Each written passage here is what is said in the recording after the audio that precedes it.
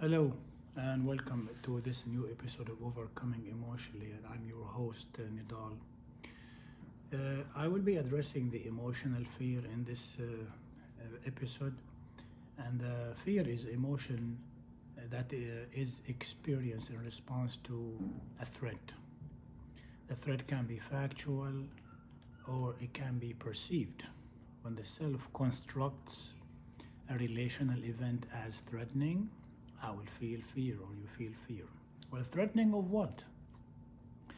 My good audience, the self wants to safeguard its safety, wants to prevent loss of love, wants to prevent abandonment or rejection or betrayal, wanted to be heard and understood and respected. And when the self perceives a threat to any of those situations, fear can be generated.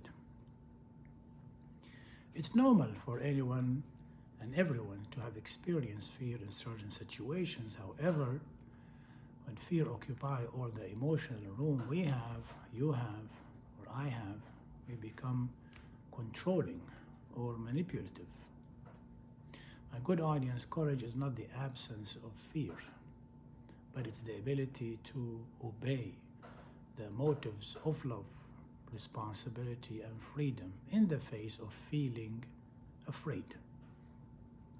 The controlling person, we're going to address the controlling and the manipulative person. The controlling person is a person who is self-occupied with his own or her own safety, preventing the loss of love, preventing abandonment, preventing rejection, and so forth.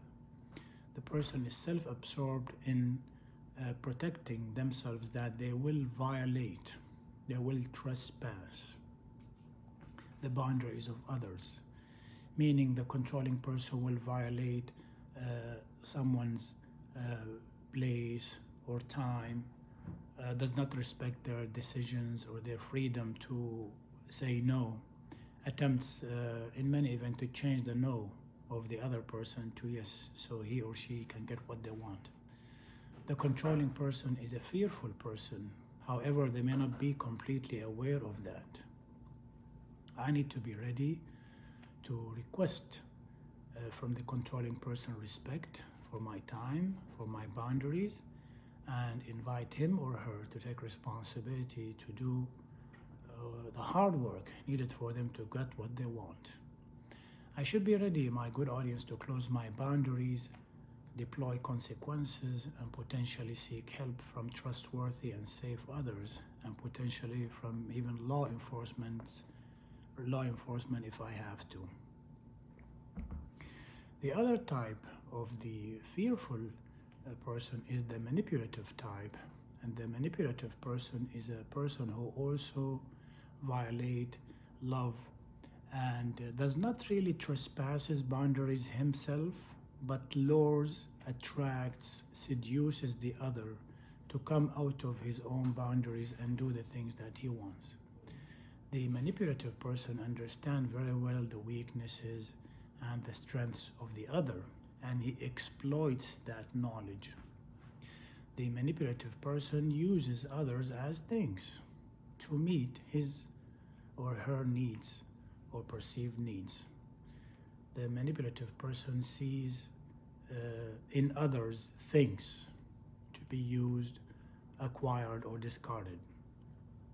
The manipulative person is very careful to completely hide his intentions or her intentions, that does not disclose what he wants and does not certainly disclose what he needs. We need to be careful when we're dealing with a person who is manipulative, because in many times they deny any wrongdoing and may apologize even. I need to ask the manipulative person to disclose honestly what is his or her intentions. If they fail to do that, I can restrict my boundaries against them. I can reduce my time spent with them, reduce my availability to deepen the relationship with them, hide my intentions and my thoughts and feelings from them. basically deprive them from the emotional room I have in my life. Okay, my good audience, here we stop. I appreciate your attention and hearing. No control, no manipulation, but dealings in love. I'll see you next week.